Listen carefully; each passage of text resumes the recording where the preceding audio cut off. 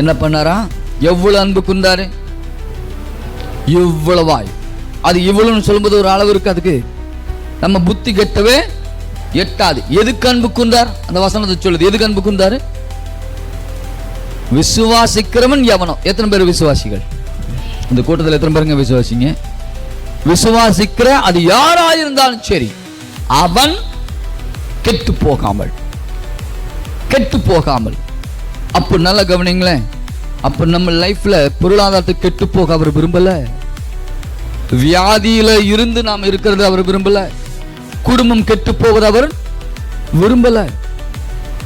Okay, கெட்டு போனுச்சுன்னா வெறும் ஒரு பகுதி மட்டுமில்ல, எல்லா விதத்திலும் நம் குடும்பம் தலைக்கணும், பொருளாதாரத்தை தலைக்கணும், நம்முடைய பிசினஸ் வேலையில தலைக்கணும், இந்த உலகத்துல தலை தோங்கணும், செழித்தோங்கணும். இது எல்லாமே அதுக்குள்ள இருக்குது. இருக்கா? விசுவாசிக்கிறது யாரா இருந்தாலும் சரி. ஒரு ஆள்னு சொல்லியிருந்தாலும் வச்சுங்களேன், அது ஒருத்தருக்கு மட்டும் தான் பொருந்தும் இல்ல. விசுவாசிக்கிற மணியாகி நீ, டேவிட் மணியாகி நீன்னு சொல்லியிருந்தா அது என்ன மட்டும் தான் குறிக்கும். ஆனா இது என்ன சொல்லுது? விசுவாசிக்கிற எல்லார் மேலும் அது பலிக்கும். பலிக்கும் தானே? அப்ப அந்த விசுவாசத்துக்குள்ள தானே நீங்க இருக்கீங்க, அந்த கூட்டத்துக்குள்ள தானே நம்ம இருக்கோம். அப்படி இருக்குதானே? இது விசுவாசிக்கிற எவனோ அவன் கெட்டு போகாமல், கெட்டு போகாமல். அடுத்து என்ன வந்துச்சு? நித்திய ஜீவனை பெறும்படிக்கு. நித்திய ஜீவன், இட்டர்னல் லைஃப், அகாப்பே லைஃப் என்ற தேவரகமான ஜீவன், தேவரகமான வாழ்க்கை, அதை அடையும்படிக்கு அவரையே சிலுவையில தந்து அன்பு கூர்ந்தார். அன்பு என்ன செய்ய? கொடுக்கும். கொடுக்குமா? நிச்சயமா அன்பு கொடுக்கும். எந்த அளவுக்கு ஆண்டவரை என்ன நேசிக்கிறேன், எந்த அளவுக்கு ஆண்டவரை எனக்காக கொடுக்கிறேன்.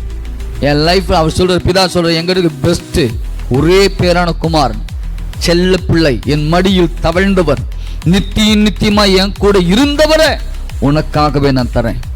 அப்போனா உங்களை பற்றி, என்னை பற்றி தேவன் பார்க்கிற விதத்தை பாருங்க.